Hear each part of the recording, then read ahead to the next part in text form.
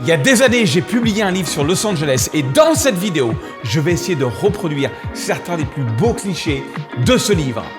Je vais vous montrer des exemples précis de photos de ville, de photos de paysages et même de portraits.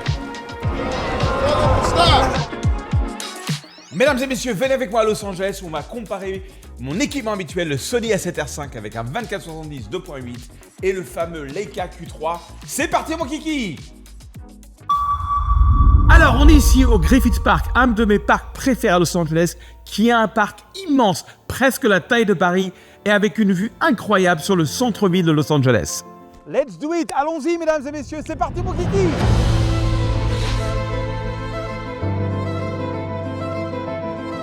J'ai le Sony A7R5 et j'ai le Leica Q3 qui sont des caméras et des systèmes complètement différents. Là, on est tout en bas du Griffith Park et on va aller grimper tout en haut du Griffith Park jusqu'à l'observatoire.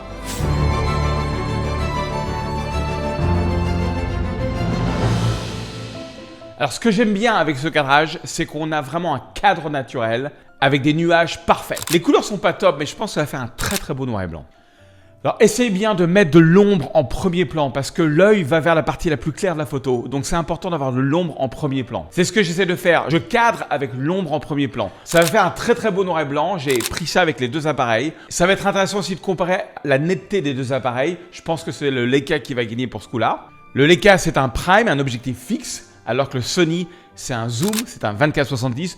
Normalement, les optiques fixes sont plus nettes que les zooms. Mais ça, c'est le 24-70 G Master 2 2.8. C'est supposé être un des objectifs les plus puissants et les plus nets de Sony.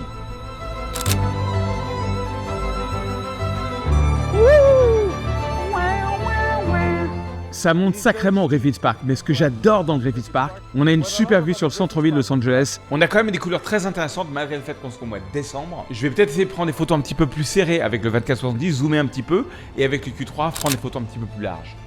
L'idée, c'est de voir qu'est-ce qu'on peut expérimenter avec ces deux appareils photo. Quel type de photos on peut avoir malgré le fait qu'on soit en plein jour. J'adore les fichiers RAW du Leica. Je trouve que nativement, directement de l'appareil, les couleurs sont beaucoup plus intéressantes que le Sony. J'adore cette vue parce qu'on a l'impression de pouvoir toucher le centre-ville de Los Angeles, mais je suis toujours à la recherche d'éléments de premier plan qui soient intéressants pour donner de la profondeur à la photo. Ce qui est intéressant, c'est qu'il y a quand même une ambiance un petit peu glauque, un petit peu lourd, et je pense que si je vais sous-exposer la photo, on va avoir des couleurs très intéressantes. Regarde à quel point le ciel est intéressant quand on sous-expose un petit peu. J'adore l'idée d'avoir juste un personnage, un banc, un arbre et cette vue incroyable sur le centre-ville de Los Angeles. Ouais, sur ce type de cliché, on veut vraiment zoomer, le gagnant est vraiment le Sony A7R5. On est arrivé, je suis épuisé, mais on l'a fait! J'aime pas prendre des photos du sigle de Hollywood depuis l'Observatoire Los Angeles parce que c'est la photo que tout le monde fait et en plus l'inclinaison des lettres sont un petit peu bizarres et on lit mal Hollywood. Ce qui est très sympa à faire, c'est de marcher pendant plusieurs heures pour aller derrière le sigle de Hollywood et là on a une photo de fond.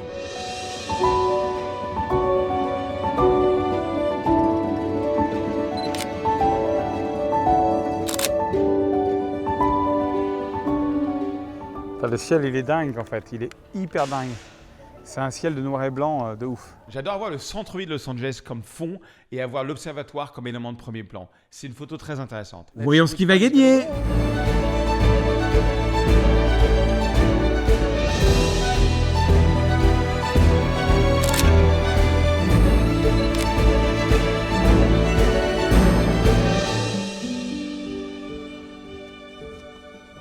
Je vais monter sur un rooftop d'un des bâtiments les plus centrales de Hollywood parce que ce soir, j'espère qu'il y a un super coucher de soleil. On est vraiment au cœur de Hollywood. Allons voir ça. Donc l'astuce, quand vous prenez une photo à travers une vitre, c'est vraiment de mettre votre objectif contre la vitre pour avoir moins de reflets. Là, on est vraiment au cœur de Hollywood. On ne peut pas être plus central que ce bâtiment. C'est vraiment comme si on était à Notre-Dame à Paris, au beau milieu de Paris. Vous voyez le centre-ville de Los Angeles qui est là, on voit l'observatoire, on voit le sigle Hollywood. On est à Hollywood. Ok, maintenant je vais reprendre toutes ces photos, mais avec le Sony, parce qu'avec le Sony, je peux me rapprocher, je peux zoomer un petit peu, et on va comparer ce qui est plus intéressant.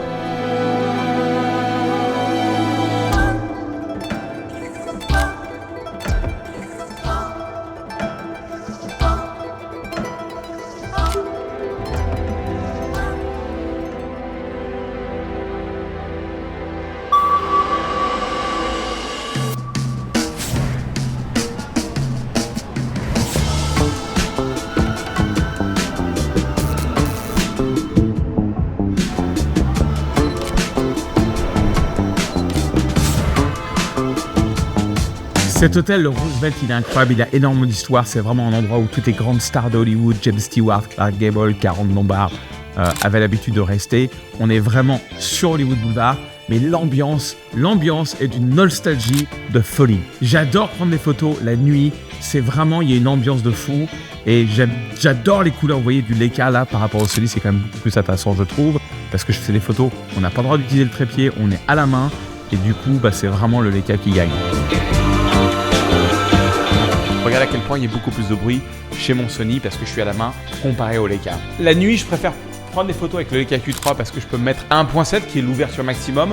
Je me mets à 800 ISO, un trentième de seconde avec un petit retardateur de 2 secondes et je me balade et je peux prendre des photos presque toute la nuit et j'ai une netteté de folie, ça j'adore. Le problème c'est qu'avec le Sony, je peux ouvrir que à 2.8, du coup je suis obligé de monter à 2000 ISO et là j'ai les photos qui sont vraiment très brutées, presque pas utilisables.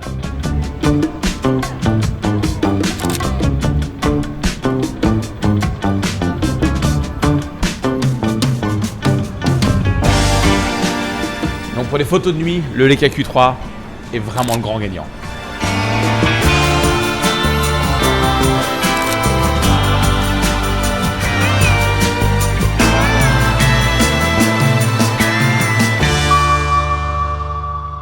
Alors ça, c'est une de mes photos les plus populaires que j'ai jamais prises, cette photo du sigle Hollywood. Et d'ailleurs, cette photo m'a permis de gagner un concours qui m'a permis de faire la couverture d'un grand magazine de Los Angeles et d'être publié aussi dans le magazine. Grâce à cette photo que j'ai gagné le premier prix qui m'a donné accès à pouvoir faire la couverture du magazine de l'État de Californie 2019. Donc là, on a une bonne demi-heure de marche pour aller derrière le site de Hollywood. Il n'y a pas de nuages, donc ça, c'est pas terrible. Mais j'ai le bon équipement pour pouvoir faire la bonne photo, vous allez voir. Ah, il faut que je fasse plus d'exercices. C'est dur. On va vers là. On va y arriver. Ce que vous voyez là sur ma droite, c'est ce qu'on appelle la vallée, qui est un endroit de Los Angeles qui est entre deux montagnes. C'est absolument magnifique. Oui, mais Je vais commencer avec le Sony. Il faut que je trouve un moyen de stabiliser mon trépied sur cette grille. J'utilise un petit retardateur de façon que je ne touche pas l'appareil photo au moment où je prends la photo.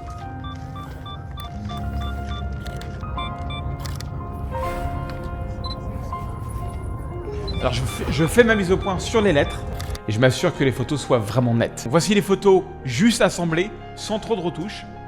Et voici la photo finale retouchée. On est bon, on est bon, on est bon! Ok, maintenant c'est au tour du Leica Q3, on va voir ce qui marche le mieux. Ce que j'aime bien avec le Q3, c'est que comme c'est un prime, comme c'est un objectif fixe, on est net sur tous les bords, surtout. Alors que le Sony n'est pas aussi net sur les bords. Donc j'ai mon petit retardateur de 2 secondes pour pas toucher l'appareil. Là, je me rends compte que je prends pas assez le ciel en compte dans ma composition. C'est seulement à la retouche qu'on va voir au final ce qui va mieux marcher. Mais c'est surtout les couleurs du Leica que j'aime beaucoup. Je sais pas, il y a un truc dans les couleurs que j'adore.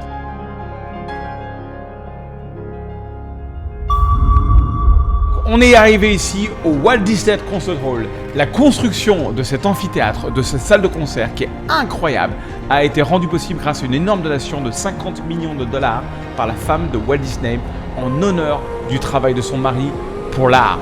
C'est vraiment un bâtiment qui est extraordinaire. Vous avez énormément de grands compositeurs comme John Williams, celui qui a fait Star Wars et Indiana Jones, qui vient faire une performance musicale ici. Cet endroit est absolument mythique et magnifique. Donc la donation par la femme de Walt Disney a été faite en 87 et les travaux ont été terminés en 2004. Donc l'architecte est le fameux Frank Gehry. C'est un architecte très connu qui a fait des bâtiments incroyables d'une originalité spectaculaire. C'est lui entre autres qui a fait la fondation Louis Vuitton à Boulogne à Paris, que j'ai photographié d'ailleurs assez récemment.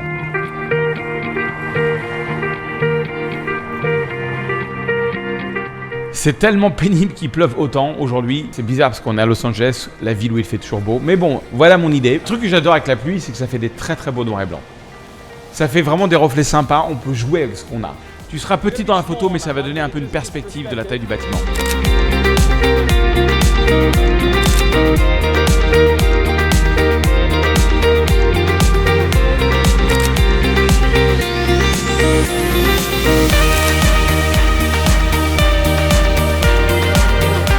Alors on va faire le tour et on va monter à l'étage pour faire plus de photos. Tu vas voir, à l'étage, c'est spectaculaire.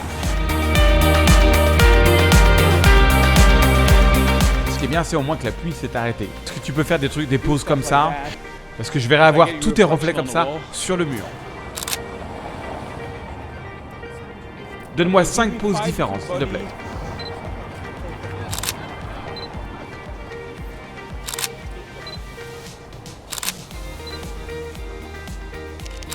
Ok, maintenant je vais passer au Leica.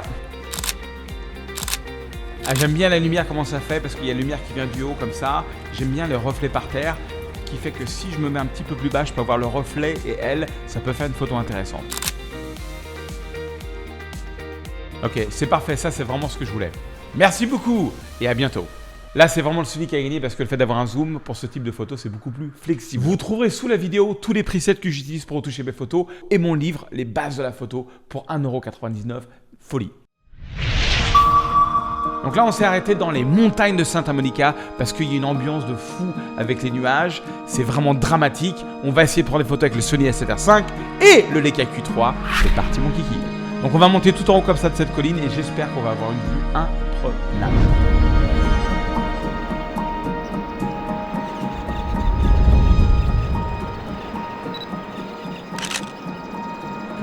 Ça marche pas du tout parce que je me rappelle, j'étais venu il y a des années où j'avais eu un magnifique coucher de soleil et j'adore comme ça, on voit ce petit chemin comme ça qui est en forme de serpent et comme tout était vert, ça marchait bien, mais aujourd'hui, tout est boueux et du coup, on voit pas du tout le chemin et c'est très moche.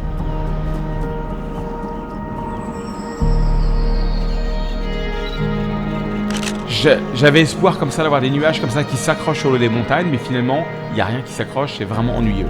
J'ai pris les photos, mais je pense que ça va être un échec complet. On verra à la retouche. Vous voyez, c'est vraiment ce que je cherchais. C'est avoir comme ça les nuages qui s'accrochent à la colline, avoir une ambiance comme ça un petit peu glauque, sombre, mais ça marche pas. Ouais, j'étais très déçu parce que vraiment tout était de la même couleur. Il y avait beaucoup de pluie, c'était boueux. Il n'y avait pas du tout cette ambiance que j'avais connue au mois de janvier il y a quelques années où tout était vert et magnifique. J'en peux plus cette pluie qui tombe incessante depuis des jours, c'est vraiment pénible. Je sais vraiment pas si on va y arriver dans cette vidéo. Est-ce qu'à la fin, on va arriver à avoir des belles photos ou pas? Restez à la fin pour le savoir, mais c'est vraiment, vraiment dur là.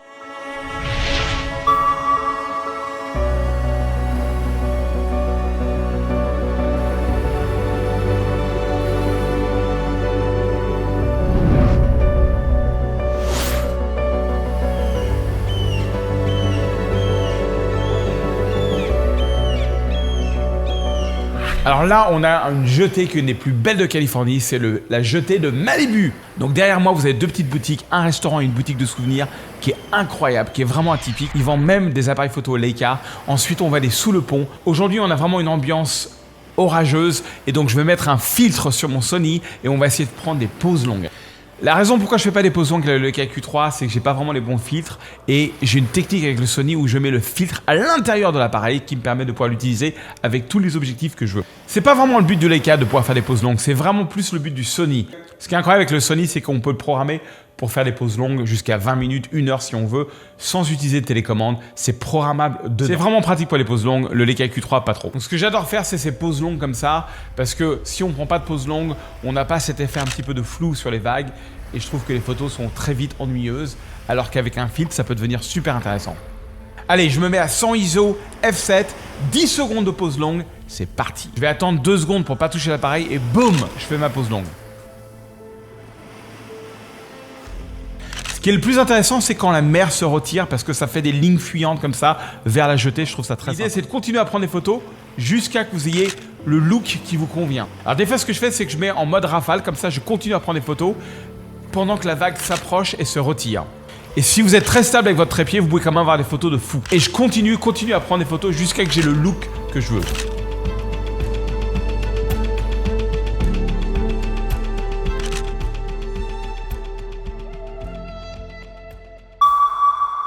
Alors ce matin, on s'est levé très tôt pour venir dans les canaux de Venise. Oui, Venise est à Los Angeles. Bon, malheureusement, la météo est pourrie. On est venu pour le lever de soleil. Je suis pas sûr qu'il va avoir lieu. Ce que vous allez voir, c'est qu'il y a un style incroyable dans les canaux de Venise. Des maisons magnifiques avec des couleurs très chaudes. C'est très sympathique. Là, c'est Noël. On va peut-être avoir des belles décorations. Et bien sûr, on a des reflets magnifiques. Très dur ce matin parce que vraiment, la lumière est pas top du tout. On a un ciel blanc. C'est mon pire cauchemar.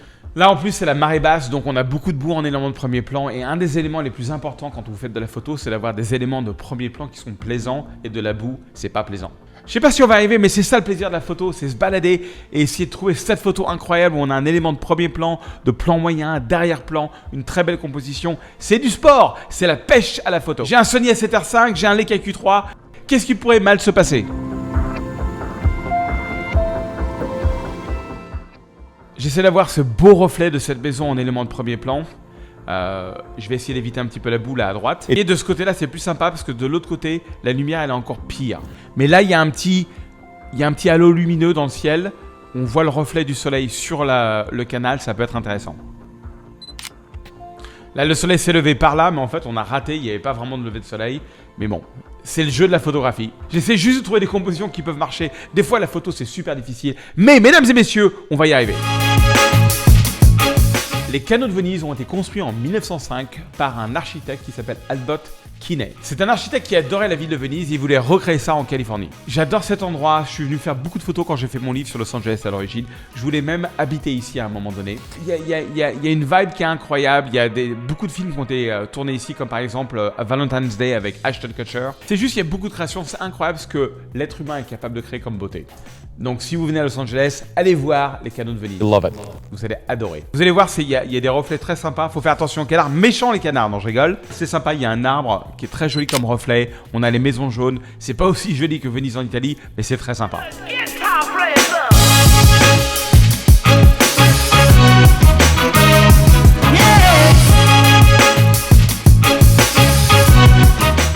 Ce que j'aime bien, c'est qu'on a un petit semblant de lever de soleil de ce côté-là. Il faut toujours prendre des photos vers la lumière qui est la plus belle. Donc, assurez-vous toujours de sous-exposer vos photos, surtout si vous avez un mauvais temps comme ça. On cherche vraiment à faire ressortir les nuages et les reflets. Donc là, je prends des photos avec le Sony à très haute vitesse pour l'instant. Là, pour l'instant, les deux appareils sont à peu près équivalents pour ce type de lumière. Peut-être que le Sony va gagner parce que je vais pouvoir zoomer un petit peu. Le Leica, c'est vraiment mieux fait pour la basse lumière parce qu'on peut ouvrir à 1.7 et donc faire rentrer beaucoup de lumière. Mais vraiment, ce que je préfère dans le Leica, c'est la manière dont les couleurs sont traitées dès l'origine dans le fichier RAW. C'est juste que je trouve que la science des couleurs est plus intéressante dans les Leica. Chez Sony, je trouve qu'il y a un côté un peu trop jaune dans les fichiers RAW. Bon, j'adore mon Sony, j'ai fait presque tous mes livres avec, mais je suis en train de tomber amoureux du Leica.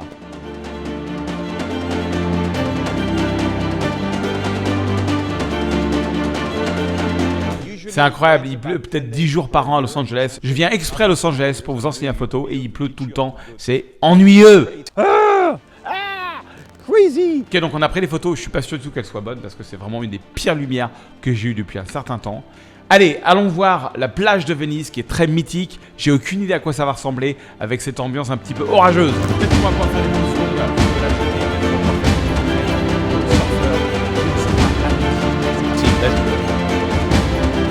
Il pleut de plus en plus, alors je vais essayer de faire des pauses longues et je me protège sous la jetée de Venice Beach. Faut faire très attention parce qu'il y a beaucoup de pluie. Venez à Los Angeles, vous allez voir, il fait beau toute l'année, sauf quand j'y suis.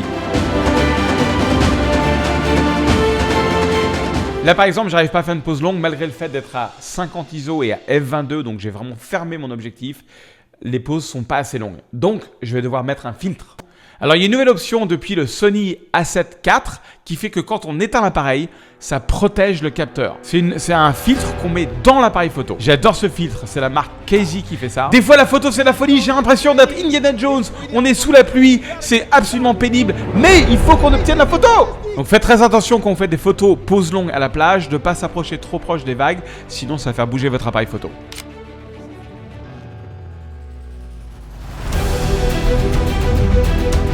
J'aime bien cette composition parce que j'ai la ligne fluente comme ça de la jetée et j'attends que l'eau se retire pour pouvoir avoir des lignes fluentes comme ça vers la jetée, ça va être magnifique. Avec une pause longue de 2 secondes, vous allez voir, on a des petits filets d'eau très sympathiques, je vous dis ça.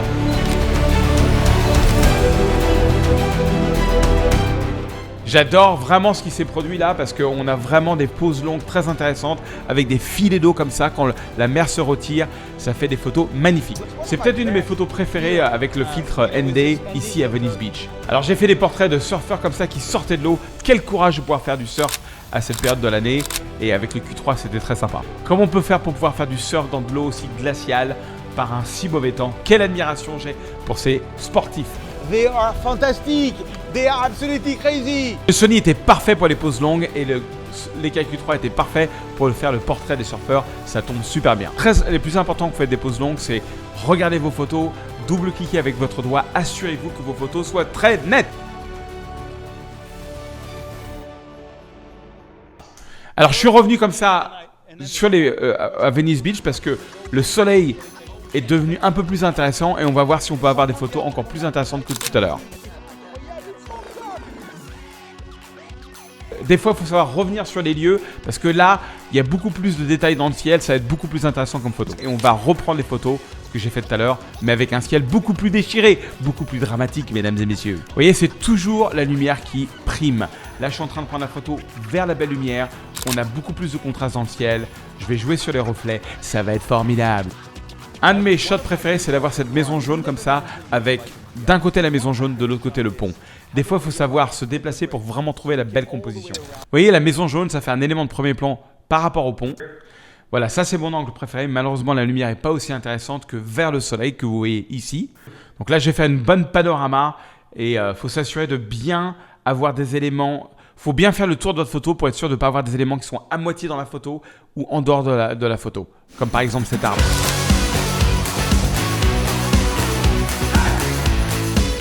Regardez-moi cette lumière maintenant, c'est assez sympathique quand même.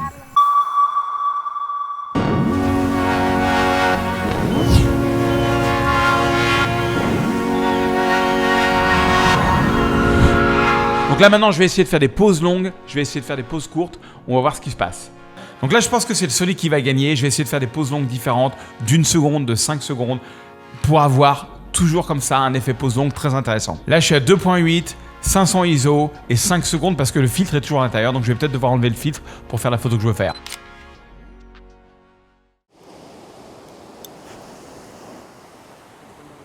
J'adore cette protection comme ça, je suis pas du tout inquiet d'avoir de la poussière qui rentre dans l'appareil.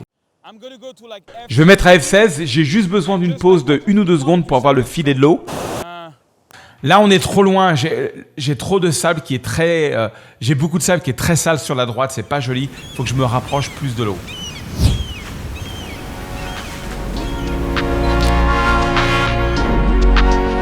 Donc là, c'est vraiment important de faire des pauses longues au moment où l'eau se retire parce que c'est ça qui va vous faire des filets, des lignes fuyantes très intéressantes. Donc là, je vais bouger le morceau de bois parce qu'il était trop proche de mon objectif. J'adore ce petit morceau de bois, ça fait un petit élément de premier plan tout à fait sympathique. Ce qui est très important quand vous êtes à la plage, c'est qu'on veut une plage qui est très propre. Donc rapprochez-vous de l'eau de façon à avoir des éléments de premier plan, une plage de premier plan très clean, très propre. Donc maintenant, j'ai fini mes pauses longues. De toute façon, j'avais plus de batterie. Donc maintenant, on va se balader, on va faire des photos avec le Q3 parce que la nuit approche à la main. Et donc, je vais me balader comme ça pendant à peu près 30 minutes pendant l'heure bleue pour prendre Santa Monica la nuit. Donc là, je suis à 1.7, qui est beaucoup plus de lumière qui rentre dans l'appareil par rapport au 2.8 de Sony. Donc, je suis à 1/50e de seconde et je suis à 800 ISO et c'est parfait.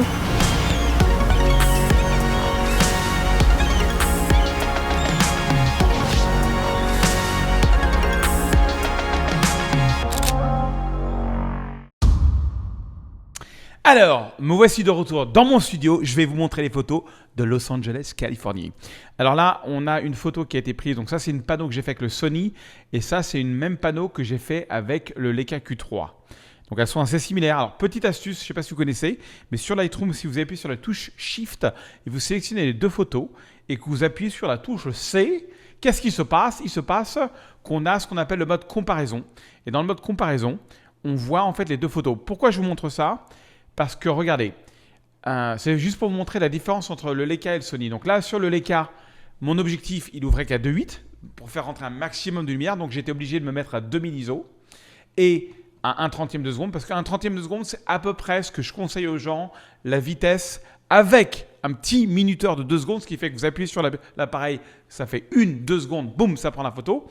Mais regardez la différence de bruit, surtout autour des lettres. Ça, c'est le bruit natif à 2000 ISO. Et là, on est à 1.7 sur le Leica, à 800 ISO. Et donc, on a une photo qui est beaucoup plus utilisable. Le Sony est presque pas utilisable. Donc, la grosse différence entre le Q3 et Sony, ça a été vraiment pour les photos de nuit. Par contre, pour les photos de jour, alors je vais retoucher les photos vite fait. D'ailleurs, la manière dont moi je retouche les photos, c'est que j'ai créé en fait des presets qui ont une formule qui s'appelle la formule du Natural Drama. Le Natural Drama, c'est-à-dire que je veux avoir des photos qui sont dramatiques, mais qui sont quand même naturelles. Ce que je veux pas, c'est que je veux pousser au maximum les couleurs ou au maximum le noir et blanc. Et j'aimerais, en tout cas, ce que j'essaye de faire, c'est que l'émotion de la retouche, c'est que la personne fait « Waouh !» Ce que je veux pas, c'est que la personne fait « Waouh !» Mais tu as fait un truc, non, tu l'as retouché. Tu as mis un fil, tu as fait quelque chose, c'est pas possible. Voilà, ça, j'ai eu ça pendant des années. Et je me rappellerai toujours, j'ai été à Las Vegas. Je ne sais pas si vous connaissez les galeries de Peter Lik, c'est un fou furieux. Le gars, il a 14 galeries aux États-Unis. Il a vendu plus d'$1 milliard de photos. Il vend des photos à 20-25 000 euros et je peux vous dire, ça part, mais comme des petits pains. Et il a des photos extrêmement saturées. Mais souvent, j'ai passé des heures dans les galeries à écouter ce que les gens disaient. Et les gens disaient « Ah, quelle belle montagne, quelle belle ville !» Et ils ne parlaient pas que les photos étaient trop saturées. Et je me suis dit, mais comment il fait ? En fait, ce qu'il fait, c'est qu'il pousse la saturation jusqu'à la limite de l'expérience humaine. Ça veut dire quoi ? Ça veut dire que ces ciels, ils sont dingues, mais ils ne sont pas genre des ciels de Mars, quoi. C'est des ciels qu'on peut expérimenter sur Terre. Je vais vous faire une démonstration. Donc là, on va d'abord commencer dans le noir et blanc. Donc ça, c'est une photo de jour. Moi, le jour, je fais très peu de photos et quand j'en fais, je les fais en noir et blanc. Et donc, vous pouvez les retoucher. En fait, je vais vous donner mes presets gratuitement. Vous avez le lien sous la vidéo. Alors, pourquoi est-ce que je vous donne les presets gratuitement ? Déjà, parce que tout mon but, c'est vous donner de la valeur. Parce que j'ai du coaching que je vends, que je fais 2 fois par mois avec des Français. Et pour ça, il faut acheter un cours qui s'appelle Zero to Pro. Donc moi, mon but, c'est de vous donner de la valeur, de vous donner mes presets, de vous montrer que ça peut vous aider sur la photo. Et peut-être un jour, dans un moment de bonté, vous allez regarder mon webinaire, vous allez acheter mes cours et venir à mon coaching. Et ça me ferait super plaisir. Mais vous n'êtes pas du tout obligé de le faire. C'est sans obligation d'achat. Donc là, j'ai une photo Sony. Et là, j'ai une photo Leica. Alors, on va d'abord les retoucher en utilisant mes presets que vous trouverez sous la vidéo. Donc, pour installer les presets, c'est très simple.